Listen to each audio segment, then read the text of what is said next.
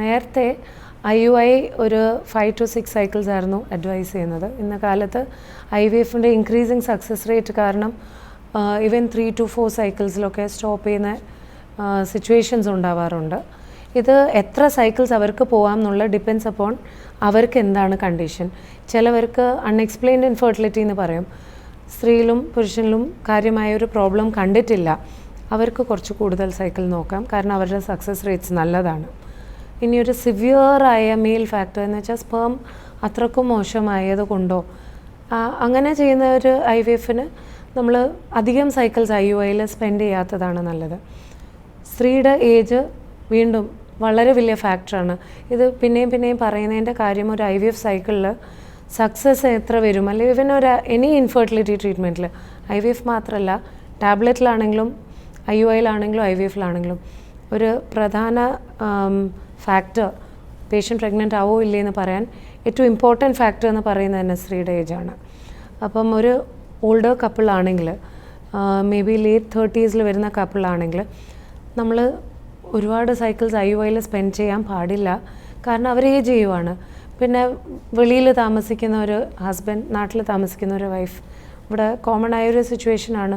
അപ്പം ഇപ്പോൾ വന്നു ഒരു സൈക്കിൾ IUI നോക്കി, നെക്സ്റ്റ് ടൈം 2 വർഷം കഴിഞ്ഞ് വരുന്നു, 38 വയസ്സായിട്ടുണ്ടെങ്കിൽ വീണ്ടും ഒരു IUI ചെയ്ത് നെക്സ്റ്റ് ടൈം വരുമ്പം 40 years ആവാൻ നമ്മൾ വെയിറ്റ് ചെയ്യരുത്.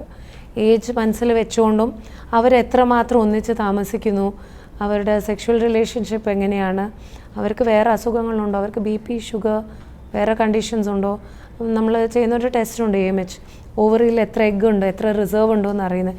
ഇതെല്ലാം ബേസ് ചെയ്തിട്ടാണ് ഒരാൾ എത്ര സൈക്കിൾ IUI അല്ല എത്ര സൈക്കിൾ IVF ഒക്കെ ചെയ്യാമെന്ന് പറയുന്നത്. അല്ലാതെ ഇൻഡിവിജ്വലൈസ്ഡായി മാത്രം, അല്ലാതെ ബ്ലാങ്കറ്റായിട്ട് എല്ലാ പേഷ്യൻറ്റിനും ഒരു ആൻസർ ഇല്ല ആ ചോദ്യത്തിന്. IVFന് വേൾഡ് വൈഡായിട്ട് പറഞ്ഞിരിക്കുന്ന സക്സസ് റേറ്റ്സ് 30 to 40% ആണ്. ഈ പറയുന്ന സക്സസ് റേറ്റ് എല്ലാ ഏജ് ഗ്രൂപ്പിലുള്ള കപ്പിളിനെയും ഇൻക്ലൂഡ് ചെയ്തിട്ടാണ്. യങ് ആയി വരുന്നൊരു കപ്പിളിന് 20s വരുമ്പം അവരുടെ സക്സസ് റേറ്റ് 50% അടുപ്പിച്ചിട്ട് കാണും, കാരണം അവർ യങ് ആയതുകൊണ്ടാണ്. 30s ഒക്കെ കഴിയുമ്പം ആ സക്സസ് റേറ്റ് കുറഞ്ഞുകൊണ്ട് തുടങ്ങും. 40s ആകുമ്പം 10 to 15% സക്സസ് റേറ്റ് മാത്രമേ പറയാനുള്ളൂ. നമ്മൾ ഈ 30 to 40% എന്ന് പറയുന്നത് എല്ലാ ഏജ് ഗ്രൂപ്പ്സിനെയും ഇൻക്ലൂഡ് ചെയ്താൽ ഉള്ള സക്സസ് റേറ്റാണ്. ആവറേജ് ആയിട്ടുള്ളത് ഒരു IVF സൈക്കിൾ മൊത്തത്തിൽ വരുന്ന ഒരു സക്സസ് റേറ്റ് അറൗണ്ട് 40 എന്ന് നമുക്ക് പറയാം.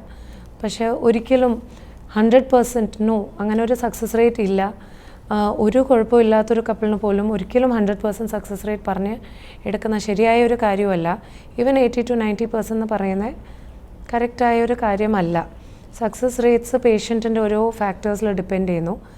ആവറേജ് ആയ സക്സസ് റേറ്റ് നമുക്ക് മാക്സിമം പറഞ്ഞ ഒരു 50 പറയാം, അല്ലെങ്കിൽ ആവറേജ് ആയിട്ട് പറയുന്നെങ്കിൽ 30 to 40 പറയാം. യങ് ആണെങ്കിൽ 50, മുമ്പ് പ്രസവിച്ചൊരു സ്ത്രീക്കും വീണ്ടും 50 പറയാം.